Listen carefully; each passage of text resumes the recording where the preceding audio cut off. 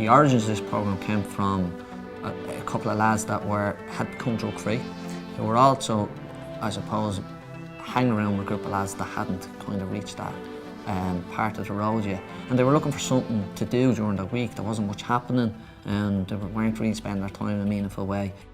There was a local sports hall available and they were looking for a small bit of funding.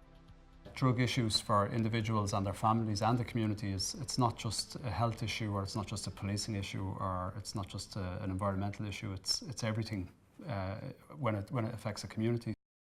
So we draw on 11 stakeholders within the community, different agencies, so there's strong community collaboration within that. We began to develop a programme on what was happening on the ground within Ballymun.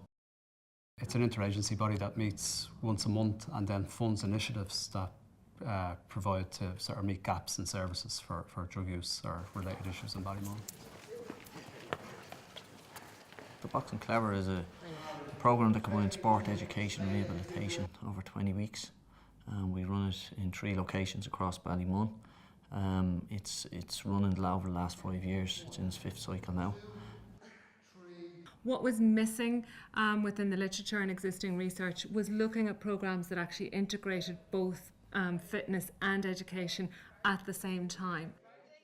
We kind of knew the role that sport has, one in terms of community activation, the role that it can also have in terms of people beginning to integrate that into their life too, and the positive impact that can have.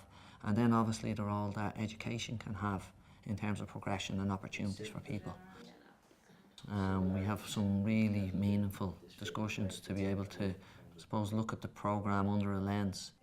The UCD had the responsibility for designing and implementing the research.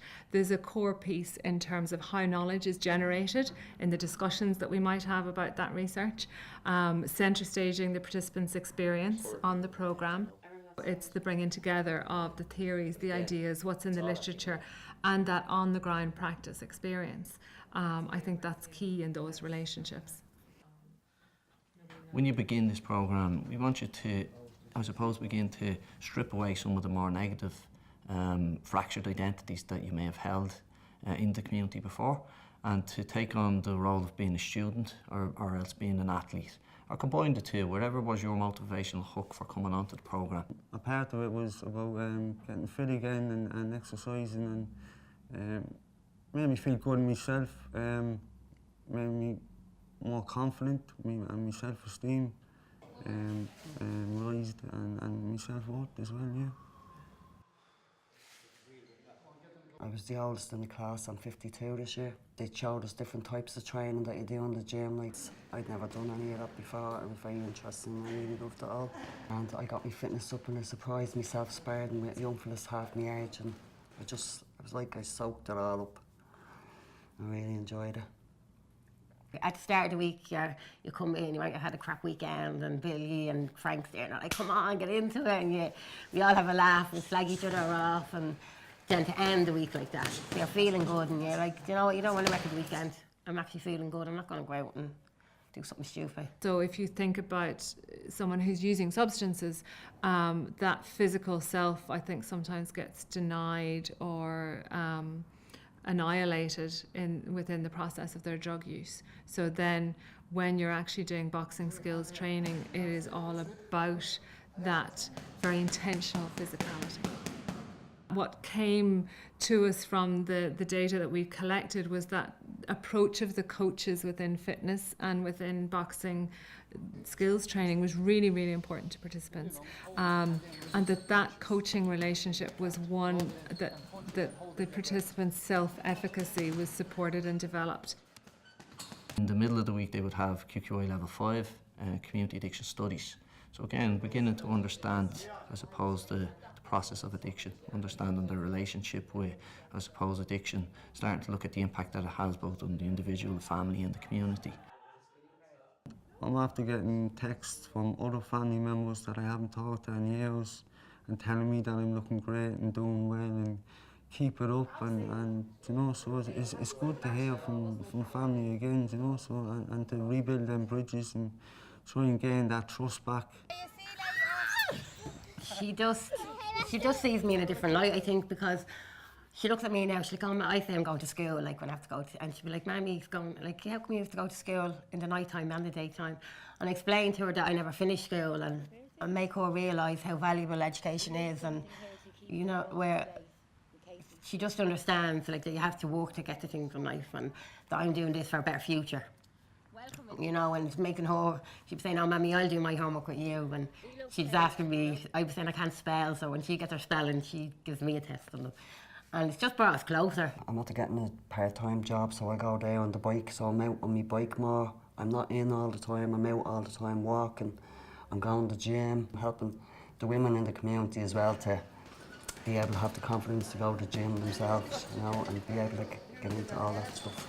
Alongside the unique bit around mixing together students that are drug-free or people that are sustaining some changes in their life, we felt that the mentor role would have a key part in that too, and that I suppose the philosophy of the programme should be underpinned by that. And I suppose there's real illustration then of community involvement, community activation and real progression. So going back then to do the mentoring, it was great, like, when seeing people and they're coming in and they can't do any press-ups, and then you're like, look, you couldn't do 5 last week, you're doing 10, and, you know, one more, and I like motivating people, I like, you know, and then just seeing the confidence building in them. For the participants, there was something really important about not just having someone that had already walked the road, but actually visibly seeing the progression of someone who was just a step or two ahead of them. So a mentor that had been through the programme and was now accessing education or developing their own fitness, and even witnessing how they were viewed in the community and how that mentor was reintegrated into the community. Now I am doing health and fitness to be a personal trainer, and I'm going on to do my addiction studies level 7. So I want to go on and help people and incorporate both of them. I'd love to help people that are in addiction see a different way of looking after themselves and get a natural high from fitness. We know that it's a good step on to further education and to people just beginning a journey of reintegration and rehabilitation, and that it's been really important for us. Yeah. I would, I suppose, question, does Boxing Clever help people build different narratives, and does that then help develop a different identity away from the addict? Something that's progressive and about looking forward. When I stood in front of everybody, I was like, last year I was where you were. You know, it was like great to be able to say to them, this could be you.